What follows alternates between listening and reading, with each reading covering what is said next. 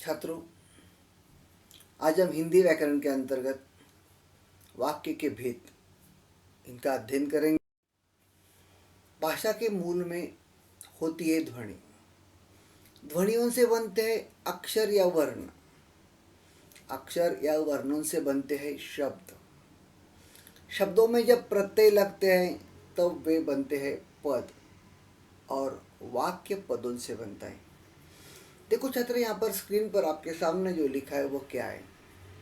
भाषा के मूल में होती है ध्वनि। ध्वनि यानी कि भाषा कैसे बनी है, तो वह ध्वनियों से बनी है। उनका मूल कहाँ है? ध्वनियाँ। ध्वनियों से क्या बने? अक्षर या वर्ण, यानी अ से आ तक, क से ज्ञ तक। अक्षर या वर्णों से बनते हैं शब्द, अर्थपूर्ण शब्द, यानी कि अक्षर और वर्णों का जो अर्थपूर्ण क्रम होता है, जब इकट्ठा हो जाते हैं अक्षर और वर्ण अर्थपूर्ण ढंग से, तो वे शब्द बन जाते हैं। शब्दों में जब प्रत्यय लगते हैं तब वे बनते हैं पद, और वाक्य पदों से बनता है। छात्रों, हम यहाँ पर वाक्य की परिभाषा इसका अध्ययन करेंगे। पूर्ण अर्थ की प्रतीति कराने वाले शब्द समूह को वाक्य कहते हैं। यानी कि शब्दों का ऐसा समूह जिससे एक अर्थ निकलता हो, और वह अर्थ हमारे दिमाग में अगर आ जाता है, समझ में आ जाता है, तो वह शब्दों का समूह वाक्य कहलाता है। इसलिए उसकी परिभाषा है, पूर्ण अर्थ की प्रतीति कराने वाले शब्द समूह को वाक्य कहते हैं। अभी वाक्य संरचना की दृष्टि से वाक्य का गठन दो रूपों में विभाजित होता है। वाक्य संरचना की दृष्टि से वाक्य का गठन दो रूपों में विभाजित होता है, एक उद्देश्य और दूसरा विधेय। अभी इसके बारे में और अगले स्लाइड पर लेंगे हम। देखो यहाँ पर क्या लिखा है, वाक्य में प्रतिपादित विषय उद्देश्य कहलाता है, तथा उसके लिए जो विधान किया जाता है वो विधेय कहलाता है। तो वाक्य में प्रतिपादित विषय क्या है? उद्देश्य है, और उसके लिए उसी वाक्य में जो विधान किया जाता है उसे विधेय कहते हैं। जैसे यहाँ पर मैंने आपके लिए दो वाक्य रखे हैं, उदाहरण के तौर पर है, ग्रामीण नदी में कूदा। तो यहाँ पर उद्देश्य ग्रामीण, प्रतिपादित विषय क्या है? ग्रामीण, और उसके लिए जो विधान किया गया है नदी में कूदा। ग्रामीण नदी में कूदा, तो ग्रामीण उद्देश्य है, नदी में कूदा विधेय है। मैं अंग्रेजी माध्यम में पढ़ने लगा। मैं उद्देश्य है, अंग्रेजी माध्यम में पढ़ने लगा विधेय है। अगले स्लाइड पर जाएंगे। रचना की दृष्टि से वाक्य के प्रकार, तीन प्रकार दिए गए यहाँ पर, सरल या साधारण वाक्य, मिश्र वाक्य और संयुक्त वाक्य। एक एक प्रकार अध्ययन करते जाएंगे। सबसे पहले साधारण या सरल वाक्य। साधारण या सरल वाक्य में एक ही क्रिया होती है, उसमें एक ही उद्देश्य और विधेय रहता है। यानी कि एक ही उद्देश्य और एक ही विधेय रहता है। जैसे मोर नाच रहा है, उनका खिला हुआ चेहरा मुरझा गया, सचिन दिल्ली चला गया। इन वाक्यों को देखेंगे तो आपको पता चलेगा कि यहाँ पर इन सभी वाक्यों में एक ही क्रिया हो रही है। मोर नाच रहा है, नाचने की क्रिया है। उनका खिला हुआ चेहरा मुरझा गया, एक ही क्रिया है। सचिन दिल्ली चला गया, दिल्ली जाने की जो क्रिया है वो एक ही क्रिया है। तो तीनों वाक्यों में जो एक ही क्रिया हो रही है, इसलिए इसे साधारण या सरल वाक्य कहते हैं। इसमें एक ही उद्देश्य और एक ही विधेय होता है। जैसे कि मोर नाच रहा है, तो मोर उद्देश्य है, नाच रहा है विधेय है। अगले दोनों सेंटेंस में उसी वाक्यों में इसी प्रकार का आपको अर्थ मिलेगा। हम अगले स्लाइड लिखी थी, इसमें एक सरल वाक्य के साथ उसके अधीन कोई दूसरा अंग वाक्य होता है। इसलिए इन तीनों वाक्यों को देखेंगे। यदि मैं परिश्रम करता तो सफल हो जाता, यानी कि यदि मैं परिश्रम करता, यह एक सरल वाक्य है, उसके ऊपर अधीन दूसरा वाक्य है तो सफल हो जाता। पारुल ने कहा था कि वह पंचमढ़ी जाएगी। पारुल ने कहा था, सरल वाक्य है, उसके अधीन दूसरा उसका अंग वाक्य है कि वह पंचमढ़ी जाएगी। यह वही घड़ी है जो ऐश्वर्या लाई थी। तो यहाँ पर देखो, एक सरल वाक्य है और उसके ऊपर अधीन दूसरा अंग वाक्य है। वाक्य जोड़ने के लिए जिन शब्दों का प्रयोग हुआ है इनकी ओर भी ध्यान दीजिए।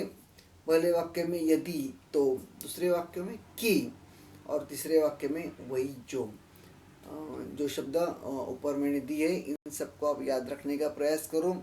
हम इसका अगला प्रकार देखेंगे संयुक्त वाक्य। संयुक्त वाक्य में दो से अधिक प्रधान अंग वाक्य होते हैं। जिस वाक्य में दो या दो से अधिक सरल वाक्य समुच्चय बोधकों अथवा लेकिन, परंतु, तथा, किंतु, पर, इसलिए और आदि से जुड़े होते हैं उन्हें संयुक्त वाक्य कहते हैं। यानी कि यहाँ पर दो सरल वाक्य होते हैं और ये दोनों वाक्य समुच्चय बोधकों द्वारा जुड़े होते हैं। ये समुच्चय बोधक कौन से हैं? अथवा, लेकिन, परंतु, तथा, किंतु, पर, इसलिए और। अभी यहाँ पर 3 उदाहरण मैंने दिए आपके लिए।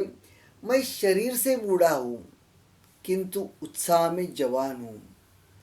सुकेशी से मैंने फल मंगवाए थे परंतु वह लाई नहीं। मैं कल बीमार थी इसलिए स्कूल नहीं आ सकी।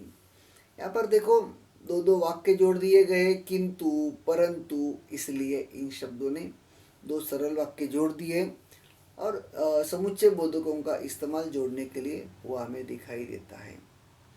के बाद भाव और अर्थ की दृष्टि से वाक्य के प्रकार: विधानार्थक, निषेधार्थक, आज्ञार्थक, प्रश्नार्थक, विस्मयादि बोधक, इच्छार्थक, संदेहार्थक, संकेतार्थक।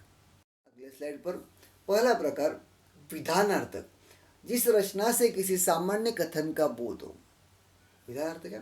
जिस रचना से किसी सामान्य कथन का बोध होता है उसे विधानार्थक वाक्य कहते हैं। इसकी विशेषता क्या है?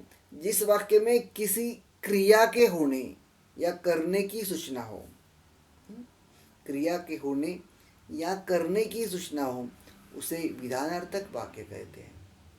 मैं अवाक खड़ा रह जाता हूँ। देवांश बहुत बुद्धिमान है। या सर्दी अच्छी है। देखो, सामान्य तौर पर एक सामान्य कथन है, मैं अवाक खड़ा रह जाता हूँ, देवांश बहुत बुद्धिमान है, या सर्दी अच्छी है। एक ही क्रिया वहाँ पर हमें दिखाई देती है। तो ऐसे जो वाक्य होते इन्हें विधानार्थक वाक्य कहते हैं। सामान्य कथन वाले यह वाक्य। अगला प्रकार है निषेधार्थक वाक्य, जिससे किसी बात का निषेध प्रकट हो। निषेध यानी नकार। जिस वाक्य में किसी बात के न होने या न करने का बोध होता है उसे निषेधार्थक वाक्य कहते हैं। यह कुल्हाड़ी मेरी नहीं है। नागर जी के पिताजी सरकारी कर्मचारी नहीं थे। फ्रिज में तिल रखने की भी जगह नहीं थी। सब जगह नहीं शब्द आया है, निषेधार्थक वाक्य है। तो इस प्रकार यह निषेधार्थक वाक्य होते हैं जिसमें नकार हमें दिखाई स्पष्ट रूप से देता है। अगला प्रकार है आज्ञार्थक वाक्य, यानी कि आदेश देने वाली बात है, जिससे किसी आज्ञा का या आदेश का बोध होता है। नाखूनों को काट दो। नाखूनों को काट दो। धवल, वर्षा में नहाना बंद करो। अब राजप्रथा मिटा दो। यानी कि हमें यहाँ पर दिखाई देता है कि एक आदेश के तौर पर या फिर आज्ञा के तौर पर यह वाक्य आते हुए हमें दिखाई देते, इसलिए इनको आज्ञार्थक वाक्य कहा जाता है। अगला वाक्य का प्रकार प्रश्नार्थक वाक्य, जिससे किसी प्रकार के प्रश्न किए जाने का बोध होता है। क्या बाबूजी आ गए? दादी, सोनू को क्या हो गया? मनुष्य किस ओर बढ़ रहा है? मनुष्य किस ओर बढ़ रहा है? प्रश्नार्थक वाक्य है। तो इस प्रकार यहाँ पर प्रश्न पूछे जाने का, प्रश्न किए जाने का बोध यहाँ पर हमें हो रहा है। अगला प्रकार है विस्मय आदि बोधक। वाक्य का प्रकार है जिससे विस्मय, हर्ष, क्रोध, आश्चर्य आदि का बोध होता है। छी, कितनी गंदगी है यहाँ, वाह कैसी सुगंध है, अरे चुप हो जाओ। तो इस प्रकार विस्मय व्यक्त करने वाले ये वाक्य है, इसलिए इनको विस्मय आदिबोधक वाक्य कहते हैं। अगला प्रकार देखेंगे हम इच्छार्थक वाक्य, जिससे इच्छा का बोध हो। इन वाक्यों में कर्ता की इच्छा, कामना, आशा अथवा आशीर्वाद व्यक्त किया जाता है। इन वाक्यों में कर्ता की इच्छा, कामना, आशा अथवा आशीर्वाद व्यक्त किया जाता है। एक प्रकार की इच्छा है, प्रभु आपकी कामना पूरी करे, ईश्वर आपको सफल करे, यदि समय पर वर्षा हुई तो फसल अच्छी होगी। यानी कि एक प्रकार की इच्छा वहाँ पर हमें स्पष्ट रूप से दिखाई दे रही है। इसलिए इन सभी वाक्यों को इच्छार्थक वाक्य कहा जाता है। अगला प्रकार संदेहार्थक वाक्य, जिससे संदेह का बोध होता है। इन वाक्यों में कार्य के होने अथवा करने को लेकर संदेह प्रकट किया जाता है। इन वाक्यों में कार्य के होने अथवा करने को लेकर संदेह प्रकट किया जाता है। शायद गरीब भूख की लाचारी से श्रम करता है। शायद गरीब भूख की लाचारी से श्रम करता है। महेश अब तक जा चुका होगा। शायद किसी दिन मनुष्य के नाखूनों का बढ़ना बंद हो जाए। तो एक संदेह प्रकट किया है। अगला प्रकार है संकेतार्थक वाक्य, जिससे संकेत का बोध होता है। इन वाक्यों में एक काम का होना दूसरे पर निर्भर होता है। संकेतार्थक वाक्य में, इन वाक्यों में एक काम का होना दूसरे पर निर्भर होता है। जैसे अगर खिड़की खुली, अगर खिड़की खुली रह गई, सॉरी, अगर खिड़की खुली रह गई हो तो क्या होगा? अगर गाय दूध नहीं देगी तो इसका क्या करेंगे? पानी न बरसता तो सारी खेती सूख जाती। तो इस प्रकार यहाँ पर कि एक काम का होना दूसरे पर किस प्रकार निर्भर है, इसके बारे में जानकारी ली। इस प्रकार को भी संकेतार्थक वाक्य कहते हैं। छात्रों, आज के इस पूरे वीडियो में हमने रचना के आधार पर वाक्य के प्रकार और फिर भाव और अर्थ के आधार पर वाक्य के प्रकारों का अध्ययन किया।